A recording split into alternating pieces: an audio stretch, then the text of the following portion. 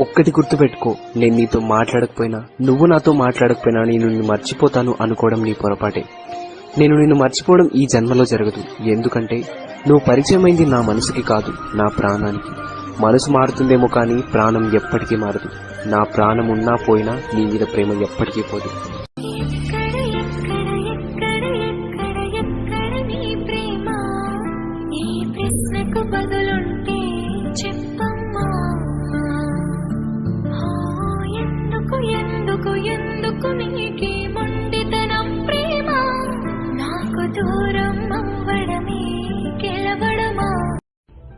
Hello hello, ఎవరు? ఎలా ఉన్నా?